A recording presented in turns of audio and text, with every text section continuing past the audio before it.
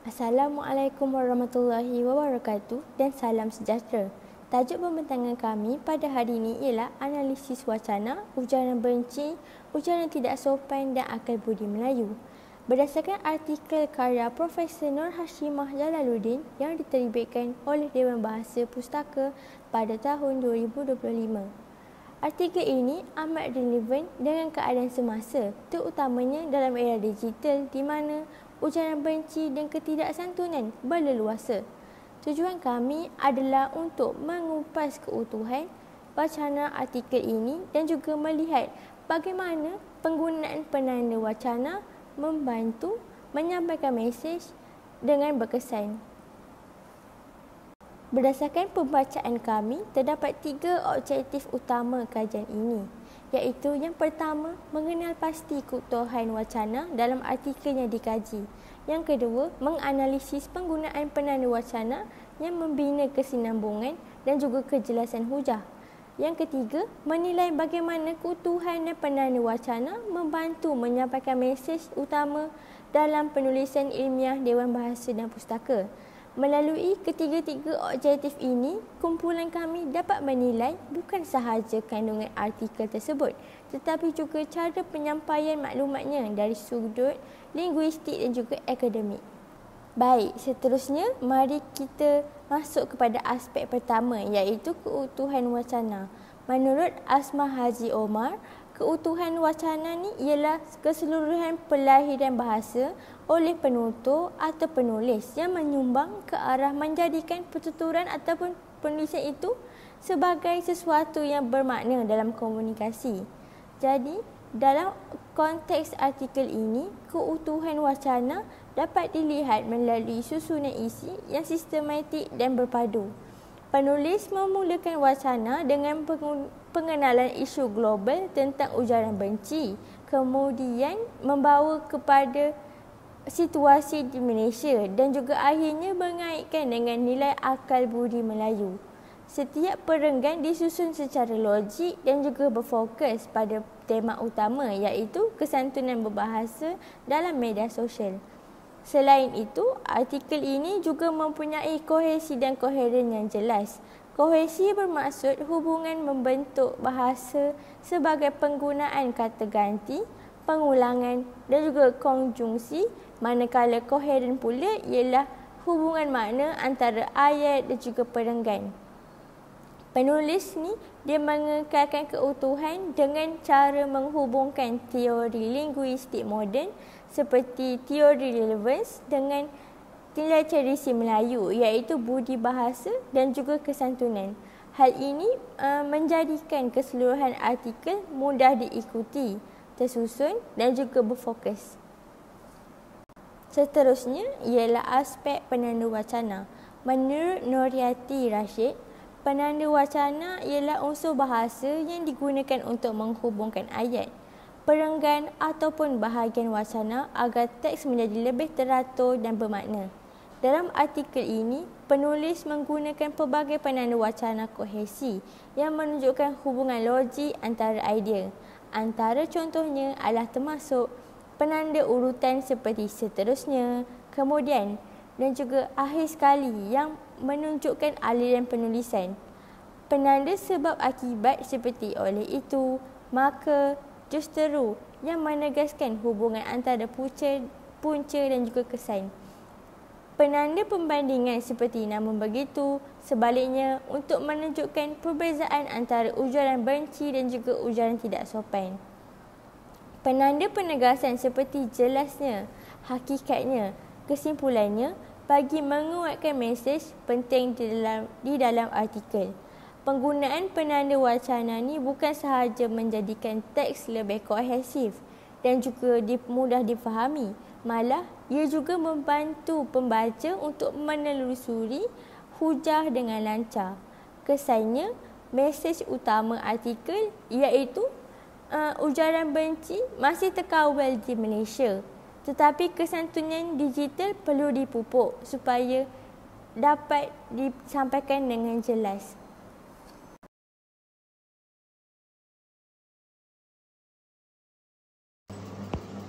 Assalamualaikum warahmatullahi wabarakatuh.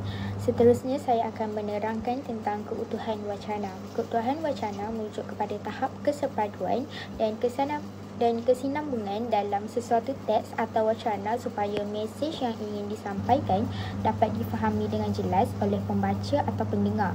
Dalam penulisan ilmiah, keutuhan wacana amat penting kerana ia memastikan setiap ayat dan perenggan saling berkait dari segi bentuk, makna dan bunyi.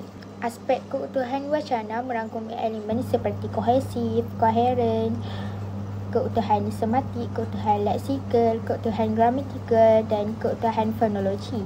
Setiap aspek ini berperanan membentuk penulisan yang tersusun, jelas dan berkesan serta mencerminkan keupayaan penulis mengolah idea secara matang dan logik. Baiklah, sekarang saya akan menerangkan keutuhan wacana dari segi aspek kohesif. Kohesif ialah kepaduan bahasa, merujuk kepada hubungan bentuk atau struktur bahasa dalam ayat antara ayat. Kohesif digunakan untuk mengikat ayat-ayat supaya menjadi satu kesatuan yang lancar. Contohnya penggunaan kata ganti, penanda wacana, kata hubung, pengulangan kata dan sinonim. Jadi, secara ringkasnya, kohesif ialah keterikatan struktur bahasa. Okey, jadi di sini saya sertakan petikan daripada artikel. Ayatnya ialah ujaran benci sangat sinonim dengan media sosial. Fenomena ini semakin membimbangkan kerana dapat menjejaskan keharmonian masyarakat. Jadi, dua ayat ini saling berkait rapat melalui kata ganti dan pengulangan makna. Sebagai contoh dalam petikan, fenomena ini yang merujuk kepada ujaran benci yang dinyatakan di dalam ayat yang pertama. Penggunaan rujukan dan pengulangan menunjukkan kohesif tata bahasa yang menghubungkan dua ayat agar idea tidak terputus. Koherensif pula bermaksud kepaduan makna. Koherensif ialah keterpaduan idea atau makna dalam wacana. Ia menunjukkan bagaimana ayat dan perenggan saling berkait dari segi logik dan makna. Ia bertujuan untuk menjadikan teks mudah difahami dan jelas hubungannya antara idea. Jadi di sini contoh petikan yang saya ambil daripada artikel ialah ujaran benci berpunca daripada emosi negatif seperti marah dan dendam. Oleh itu, kawalan emosi penting dalam memastikan ujaran yang dihasilkan tidak menyinggung pihak lain. Baiklah, sekarang mari kita menganalisis petikan tersebut. Petikan tersebut menunjukkan hubungan sebab dan akibat yang menjadikan idea koheren, bermakna secara logik. Penanda wacana oleh itu menghubungkan ayat pertama dan kedua secara rasional, menghasilkan koherensi idea. Seterusnya saya akan menerangkan tentang keutuhan sematik. Okey, apa itu keutuhan sematik? Keutuhan sematik merujuk kepada kesinambungan makna dan hubungan konsep antara perkataan, ayat dan perenggan dalam teks. Ia bertujuan untuk memastikan makna setiap bahagian wacana menyokong maksud keseluruhan. Seperti petikan yang saya sertakan daripada artikel ialah konsep ujaran benci dijelaskan melalui analisis makna tersurat dan tersirat dalam kata dan frasa yang digunakan oleh pengguna media sosial. Jadi, artikel menerangkan hubungan makna antara perkataan dan konteks penggunaannya. Keutuhan sematik wujud apabila makna setiap perkataan menyokong maksud keseluruhan tentang ujaran benci, menunjukkan kesinambungan makna dalam aras konsep dan taksirat. Baiklah, seterusnya saya akan menerangkan tentang keutuhan leksikal. Keutuhan leksikal melibatkan keseragaman pemilihan perkataan atau pengulangan kata dan sinonim dalam wacana bagi mengekalkan fokus dan tema. Tujuan keutuhan leksikal ialah untuk meneguhkan mesej utama melalui pilihan kata yang konsisten. Seperti dalam petikan, kata dan frasa seperti walaun, madanun dan tapsi membawa makna yang menghina atau merendahkan pihak tertentu. Jadi di sini penggunaan perkataan berulang dan bertema sama menunjukkan kohesif leksikon. Penulis mengekalkan padanan perkataan yang berfokus pada konsep ujaran benci dan ujar tidak sopan. Keutuhan leksikal memperkukuhkan mesej utama melalui pemilihan kata yang konsisten dan relevan. Seterusnya ialah keutuhan gramatikal. Keutuhan gramatikal bermaksud ketepatan struktur ayat dan penggunaan tata bahasa yang betul dalam wacana. Ia bertujuan untuk menjamin teks mudah difahami, teratur dan formal. Seperti dalam petikan daripada artikel, kajian ini bertujuan mengupas sama ada hantaran dalam media sosial di Malaysia mencapai tahap ujaran benci atau terhenti setakat ujaran tidak sopan. Jadi, analisisnya di sini menunjukkan ayat yang lengkap dan gramatis kerana mengandungi subjek iaitu kajian ini dan predikat iaitu bertujuan mengupas. Penggunaan klausa bertingkat menunjukkan hubungan tata bahasa yang kukuh antara bahagian ayat. Struktur ini menjadikan idea mudah difahami dan tersusun secara formal. Dan yang terakhir sekali ialah keutuhan fonologi. Keutuhan fonologi merujuk kepada kesesuaian bunyi, irama dan sebutan dalam wacana yang membantu kejelasan dan penegasan makna. Keutuhan fonologi memberikan keindahan sebutan dan kelancaran ketika dibaca. Seperti dalam petikan daripada artikel, ujaran benci dapat mencetuskan kemudaratan kepada individu dan masyarakat. Jadi, apa yang dapat kita analisiskan di sini dari aspek fonologi, penggunaan bunyi U berulang dalam ujaran benci. Kemudaratan mewujudkan irama dan kejelasan sebutan. Irama yang seimbang membantu penegasan makna dan menjadikan ayat sedap dibaca serta mudah difahami walaupun artikel ilmiah jarang menonjolkan unsur bunyi. Keseimbangan fonologi meningkatkan keutuhan wacana secara keseluruhan. Baiklah, saya rasa itu sahaja daripada saya. Sekian, terima kasih.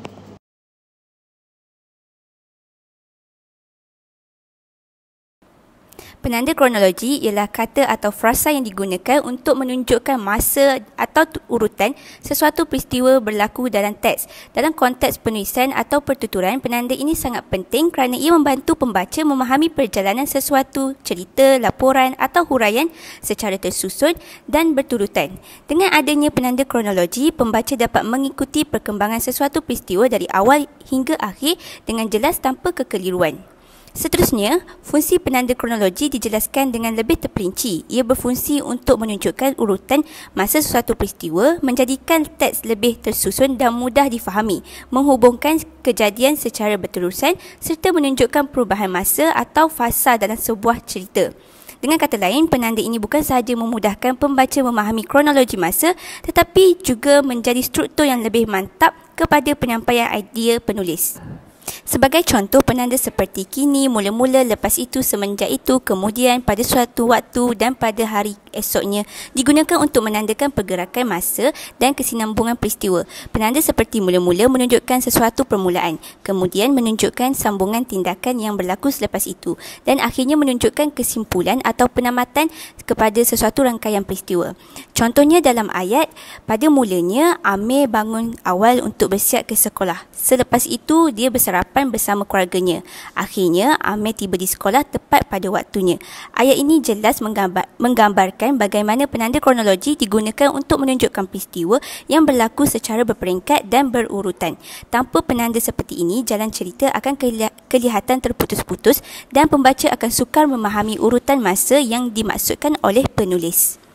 Ini ialah contoh petikan daripada artikel yang kami pilih. A. Dalam perkembangan teknologi pada hari ini, penggunaan media sosial bukan suatu perkara yang menghairankan kerana menjadi wadah penyebaran maklumat. B. Pada masa inilah tentera cyber berpeluang untuk menahan luka dengan hasil yang lumayan tanpa memikirkan kesan jangka panjang. C. Pada tempoh ini, antara isu yang dikenal pasti termasuklah kenaikan harga diesel, ayam goreng darsa dan isu semasa yang berkaitan dengan PMS. Ketiga-tiga ayat ini mengandungi penanda kronologi iaitu frasa dalam perkembangan teknologi pada hari ini, pada masa inilah dan pada tempoh ini. Ketiga-tiganya berfungsi untuk menunjukkan masa atau situasi semasa yang menjadi latar kepada peristiwa atau isu yang dibincangkan dalam artikel tersebut. Kemudian, penanda organisasi ialah kata atau frasa yang digunakan untuk menyusun, mengatur dan menstrukturkan idea dalam sesuatu teks atau wacana supaya isi disampaikan dengan lebih tersusun dan mudah difahami oleh pembaca atau pendengar. Penanda organisasi berfungsi untuk menyusun idea atau isi teks mengikut urutan yang logik, menunjukkan bahagian permulaan, pertengahan dan penutup sesuatu wacana serta menandakan peralihan antara topik atau subtopik dalam penulisan. Dengan adanya penanda ini, sesuatu teks akan kelihatan lebih kemas, teratur dan mudah difahami kerana pembaca tahu bila penulis memulakan hujah baharu, menjadi contoh atau menyimpulkan sesuatu perbincangan. Antara contoh penanda organisasi yang biasa digunakan ialah pertama, tegasnya, contohnya, akhir sekali, dalam hal ini dan sebagai kesimpulan. Pertama digunakan untuk memulakan isi pertama, seterusnya untuk menunjukkan kesinambungan isi, dalam hal ini untuk menjelaskan atau menekankan sesuatu perkara. Manakala akhirnya dan sebagai kesimpulan digunakan untuk menandakan bahagian penutup. Sebagai contoh ayat seperti pertama, penggunaan bahasa sopan penting dalam komunikasi digital. Seterusnya, pengguna perlu mengelakkan kata-kata kasar atau menghina. Akhirnya, sikap berhemah ini dapat mencerminkan kepribadian bangsa yang mulia. Ini ialah contoh ayat yang diambil daripada artikel Nur Hashimah Jalaluddin. A. Dalam hal ini pengkritik masih ada rasa hormat. Seterusnya menjadikan ungkapannya lebih kepada tidak sopan, bukannya ujaran benci. B. Contohnya banyak mulut dan masuk telinga kanan keluar telinga kiri, menunjukkan kemudaratan daripada ujaran benci jika tidak dikawal. Kedua-dua ayat ini mengandungi penanda organisasi yang jelas, iaitu dalam hal ini dan contohnya. Frasa dalam hal ini berfungsi untuk memperkenalkan satu penjelasan atau huraian lanjut terhadap isi yang telah disebut sebelumnya. Ayat kedua pula menggunakan penanda contohnya yang berperanan untuk memperkenalkan contoh bagi mengukuhkan hujah yang dibentangkan. Penanda ini digunakan untuk menghubung teori atau pandangan umum dengan bukti yang lebih tepat. Penanda wacana yang ketiga ialah penanda idea. Penanda idea ialah kata atau frasa yang digunakan untuk menghubungkan dan menyusun idea dalam ayat atau perenggan supaya teks menjadi lebih tersusun, jelas dan mudah difahami. Secara umumnya, penanda idea mempunyai 3 fungsi utama, iaitu mengembangkan idea, menunjukkan pertentangan idea dan menghubungkan idea. Pertama, penanda yang digunakan untuk mengembangkan idea biasanya berbentuk penambah seperti satu lagi, selain itu, tambahan pula, malah dan seterusnya. Penggunaan penanda ini menunjukkan bahawa penulis ingin memperluaskan sesuatu pernyataan dengan menambah maklumat baharu atau penjelasan tambahan. Sebagai contoh, ayat seperti pelajar harus menguasai kemahiran berkomunikasi dengan baik. Selain itu, mereka juga perlu berani menyampaikan pendapat secara sopan. Penanda ini menunjukkan kesinambungan antara dua idea yang sehaluan, bukan percanggahan. Dalam artikel Nur Hashimah Jalaluddin, terdapat 2 ayat yang menggambarkan fungsi penanda idea untuk mengembangkan idea. Ayat pertama berbunyi, data korpus ini penting untuk mengesahkan bahawa ujaran yang digunakan bukan sahaja mempunyai konotasi kurang sopan, malah berkaitan dengan makna peribahasa yang dipilih. Ayat ini menggunakan penanda malah sebagai penanda idea yang berfungsi untuk menambah dan memperluaskan makna isi utama. Penggunaan malah dalam konteks ini menjadikan ayat lebih padat dan berwibawa dari segi hujah. Ayat kedua berbunyi, tambahan pula penghantar ujaran menggunakan akaun palsu yang sukar dijejak. Dalam ayat ini, penanda tambahan pula digunakan untuk menambah fakta baharu yang menyokong pandangan sebelumnya. Setiap idea disambung dengan lancar tanpa meninggalkan jurang logik antara satu isi dengan isi yang lain. Seterusnya, penanda pertentangan idea digunakan untuk menunjukkan perbezaan, perbandingan atau percanggahan antara dua idea. Antara contoh penanda pertentangan ialah walau bagaimanapun, namun begitu, sebaliknya dan tetapi. Contohnya dalam ayat, media sosial memberi banyak manfaat kepada pengguna.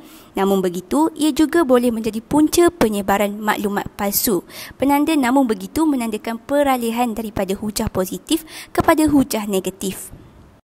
Dua ayat ini merupakan petikan dari artikel yang dipilih. Ayat pertama berbunyi, daripada konteks ujaran dan maklumat sekitaran, semua orang mengetahui bahawa burung mempunyai sayap. Walaupun kata sayap tidak muncul dalam ayat pertama. Dalam ayat ini, penanda walaupun menunjukkan percanggahan antara jangkaan dan kenyataan. Walaupun menandakan penegasan terhadap sesuatu yang bertentangan dengan kebiasaan. Ayat kedua berbunyi, meskipun tidak secara ketara menggambarkan kebencian, kata dan frasa tersebut memang membawa makna tersebut setelah dikupas. Tetapi darjah keseriusannya lebih kepada ujaran tidak sopan. Dalam ayat ini terdapat dua penanda pertentangan, iaitu meskipun dan tetapi. Meskipun menandakan kelonggaran atau pengecualian terhadap hujah utama bahawa ujaran tersebut tidak menggambarkan kebencian secara jelas, manakala tetapi menegaskan kontras dengan idea selepasnya, iaitu bahawa ujaran itu masih membawa makna negatif cuma pada tahap yang lebih ringan. Akhir sekali ialah penanda yang bertujuan untuk hubungan idea. Penanda ini menunjukkan hubungan sebab dan akibat, tujuan, kesimpulan atau hasil antara dua idea. Contoh penanda yang sering digunakan termasuklah oleh itu, maka, justru, akibatnya dan kesimpulannya. Sebagai contoh dalam ayat, penggunaan bahasa yang sopan di media sosial harus diamalkan. Oleh itu, komunikasi dalam talian akan menjadi lebih harmoni. Penanda oleh itu menunjukkan hubungan sebab dan akibat antara dua pernyataan. Dalam artikel Nur Hashimah, fungsi ini dapat dilihat melalui dua ayat berikut. Ayat pertama berbunyi, oleh itu deria mulut dan telinga dipilih bagi mentafsir metafora yang kebanyakan maknanya berkaitan dengan ujaran yang dihasilkan dalam media sosial pada hari ini. Penanda oleh itu digunakan untuk menunjukkan kesimpulan daripada hujah sebelumnya. Dalam penulisan akademik, penanda seperti ini amat penting kerana ia membantu menunjukkan urutan logik antara premis dan kesimpulan. Ayat kedua pula berbunyi, baginya jika para pengungsi muda berhasil masuk ke Jerman dan kemudian berhasil membawa keluarga mereka, maka hal tersebut akan menjadi momen berkumpulnya kembali kelompok beraliran Islamofasism di Jerman. Ayat ini mengandungi beberapa penanda hubungan, iaitu kemudian dan maka. Penanda kemudian menunjukkan urutan masa yang bersifat kronologi, manakala maka menandakan hasil atau akibat daripada situasi yang diterangkan. Melalui analisis artikel ini, kumpulan kami memperolehi beberapa hasil pembelajaran penting. Yang pertama, kami dapat memahami fungsi penanda wacana dalam membina keutuhan dan kejelasan sesuatu wacana ilmiah. Seterusnya, kami dapat menilai struktur wacana ilmiah yang tersusun. Sebagai contoh, penulisan berkualiti oleh Dewan Bahasa dan Pustaka. Yang ketiga, kami dapat menyedari bahawa kepentingan kesantunan digital dalam mengekalkan imej dan juga akal budi bangsa Melayu dalam dunia komunikasi moden. Secara keseluruhan, artikel ujaran benci, ujaran tidak sopan dan juga akal budi Melayu menunjukkan penulisan wacana yang kukuh dan jelas. Penulis berjaya menghuraikan perbezaan antara ujaran benci dan juga ujaran tidak sopan secara tersusun dan juga berfokus. Idea disusun secara logik dan juga perenggan saling berpaut antara satu sama lain, menampakkan kesepaduan maklumat dan juga hubungan idea yang kukuh. Penggunaan penanda wacana yang konsisten pula membantu pembaca memahami isi dalam dan juga aliran hujah dengan mudah. Sebagai kesimpulan, dapat kami menyatakan bahawa penanda wacana dan juga keutuhan wacana saling melengkapi dalam menghasilkan penulisan ilmiah yang mantap. Bahasa yang berhemah dan tersusun bukan sahaja membantu menyampaikan ilmu, tetapi ia juga dapat mencegah ujaran benci dan juga menggalakkan toleransi dalam komunikasi masyarakat moden. Selain itu, penulisannya beretika dan juga bersantun menggambarkan akal budi Melayu iaitu nilai kebijaksanaan, kesopanan dan juga rasa hormat dalam bertutur kata. Kesimpulannya, analisis ini membuktikan bahawa keutuhan dan juga penanda wacana bukan sekadar aspek linguistik tetapi juga mencerminkan jati diri bangsa melalui bahasa yang beradab dan juga berilmu.